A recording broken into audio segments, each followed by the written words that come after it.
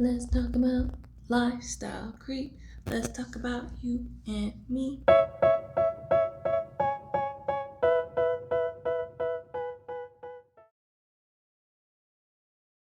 Hey guys, it's me, and welcome to another episode of Millennial Pocket Watching.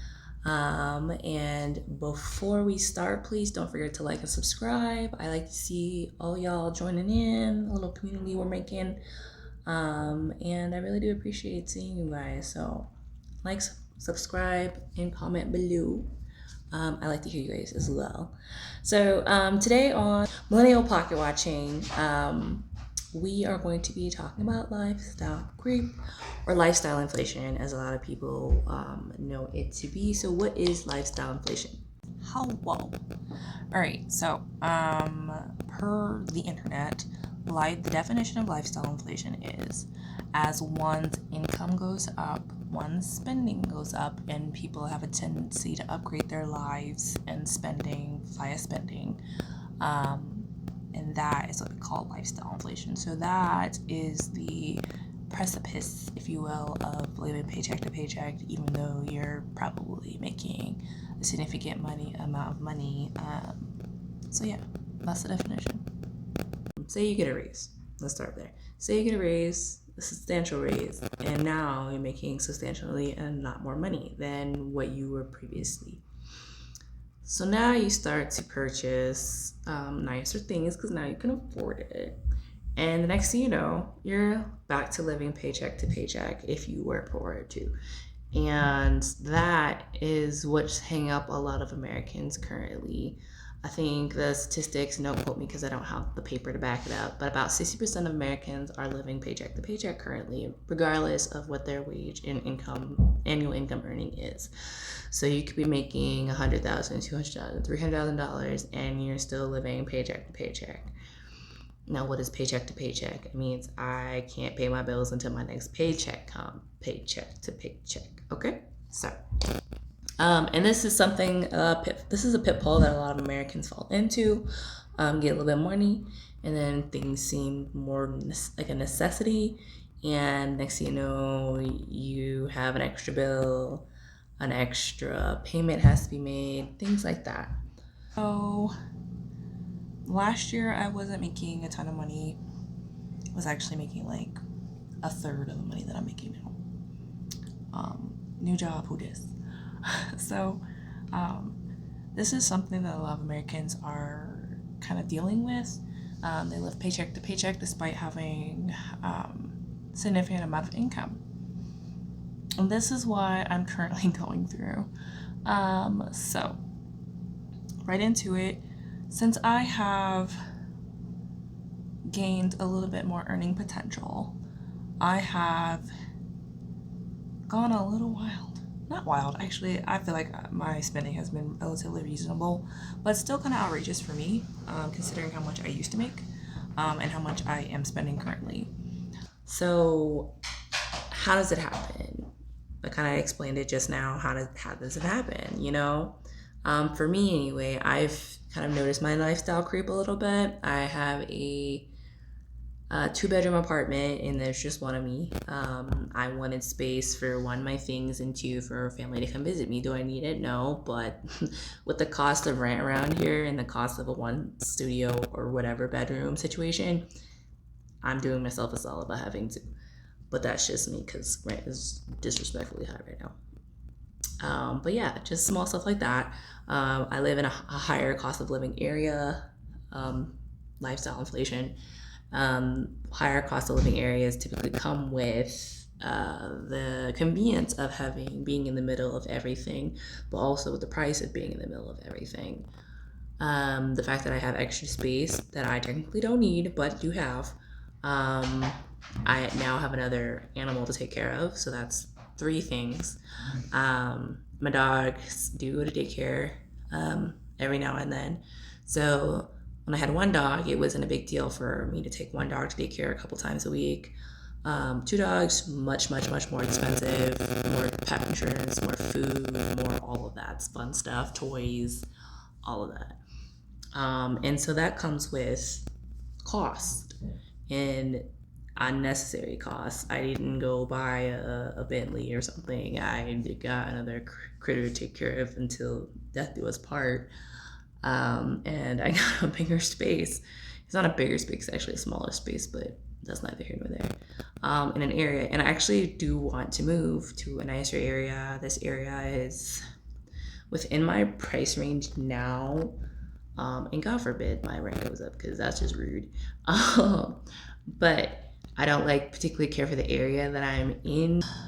Even though you have more money, your money habits will show their behinds as you gain more money. So before it wasn't so noticeable. Let me take these off. So before it wasn't so noticeable when you didn't make any money because, eventually the money ran out really quickly. So you had to, kind of chill. But as you make more, you make more and more like outrageous purchases or just more frequently outrageous purchases. Because if you don't have the discipline that comes with good spending habits, you have a greater tendency to kind of just spend whatever and just know the money's there. And that is kind of what I'm falling into pitfall wise. Like I am spending a significant amount of money on stuff. And I don't want to say stuff because I don't bring quite a few things into my house, more so like experiences. So my rent is twice as much as my mortgage. Lifestyle inflation. What else? I feel like I am more loose with, okay, it's $50, whatever. Like I'm really at this point where I'm like, oh, it's $50 or whatever, and there's a lot of whatevers that equal whatever my credit card balance comes to at the end of the month. It's crazy. And so I feel like as you get up in income, you kind of have to bear down more so on your spending habits, because I feel like they will show their butt as you get more money.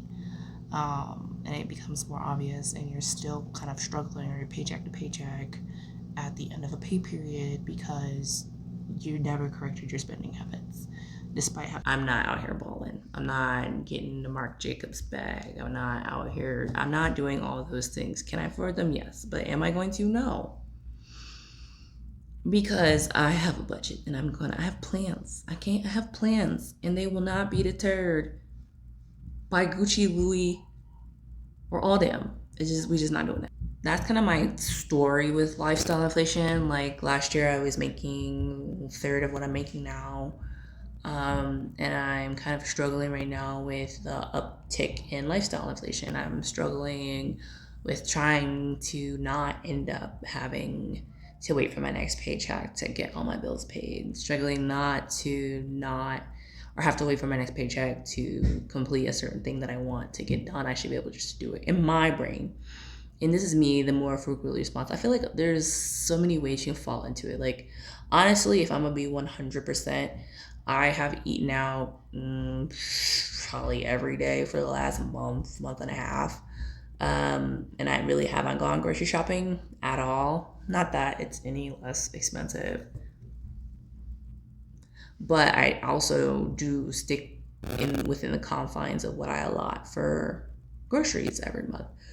And while I do stick within the allotment for my groceries, I do spend quite a bit of money for one person for groceries. I ended up spending, I want to say, $500 to the tune maybe $500 a month in groceries for one person, which is kind of ridiculous. But yeah, that's kind of what I allot for myself between eating out and whatever grocery I find that I may need. Just small stuff like that. So, how do you fix lifestyle inflation? It's a very complicated answer. I think it comes down to you looking at what all your spending is. It requires you to be very honest with yourself. It requires you to take all the actual hard numbers, no guesstimations. Look at the hard number, pull all your statements if you have to, leave no random subscription unchecked. And you kind of see and really know where your money is going. And then from there, you decide, all right, what can I actually cut? And then cut it right then and there. Like, don't hesitate. Don't let me see how this starts. No, cut it right then and there. If it requires you to eat out less, you got to do it. You got to cook more. It's crazy. For me, it would probably require me to spending less money on my pets. I find that within my budget currently, they tend to be the thing that I kind of let go unchecked more. So right now, I am living on a cash budget, if you will. So I'm just paying for things, not to say in cash per se. I should be fully in cash, but everything I pay for my card has cash inflow to it, or I buy it with my card and then I put the cash in that account. So I'm still feeling the pain of paying for things in cash, even though I'm using my card. And that's just easier for me at this moment. But I do want to give you guys like a little story as to when I got out of college. So I got my first big girl job, and I had a 401k and all that fun stuff, and student loan debt. So I didn't have to really worry about housing or food because that was provided to me from my job. So take that with a grain of salt. But I still had enough income to kind of do what I want with it, even though I was making significantly less. So what I did was I sat down and looked to see how much money I was making in college, which used to be $800 a month. I used to only bring in $800 a month for college. And I set my budget as accordingly because I really didn't have any bills. No kids, no mortgage, no rent, no dogs. And I was supposed to be eating paid for, house paid for, bills, utilities paid for. All I was responsible for was my cell phone, car insurance, and gas, for the most part. So between retirement and paying off debt was my two main goals. And so I set my budget to what my college budget was, only making $800 a month. And everything above that, because I think my total actual bills ended up maybe being $200 a month. Everything above that was put towards my debt. And so with that said, I managed to pay off my debt within 5 years, my college, my student loans. I didn't go into more debt. I think I did buy a second car, but it was older, so I just had 2 insurances at some point, and that's just because I got into a car accident, but my registration hadn't expired on my other car that I got totaled, so I kept driving that sucker because it kept running until the registration expired, and then I gave it away. So for a time, I had 2 vehicles, which also kind of came in handy when one broke down. I'm not gonna lie, having 2 cars is nice. But ultimately I have 1 vehicle now, and yeah, so it's kind of my take on lifestyle inflation. But yeah, I think that's something that going forward I am struggling with and will eventually get over. Once I kind of get to where my goal is set, I feel like I will be less inclined to have a lifestyle creep. But it's very much a consumerism mindset. You always want this. You always want something. Like if I had it my way, I would have purchased a home here. I'm looking currently at travel trailers, and with that I need to buy a truck. So lifestyle creep. You could easily fall into lifestyle creep if you're not mindful. So yeah. So do I have the answer to how to stop lifestyle creep? Just watch yourself. Be cognizant. Know not everything is a necessity. Know who you are as a person. And try not to. It's harder. But just be honest with yourself. Be honest with yourself is probably the biggest thing to stop lifestyle creep. Be honest with yourself. Know what you can and cannot cut, and then do so. Period. Cool. All right. Well, I will catch you guys later. Don't forget to like and subscribe if you enjoy chit-chatting with me about life stuff.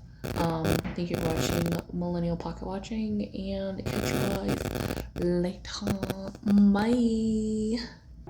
They tell me that I'm never gonna make it. They want me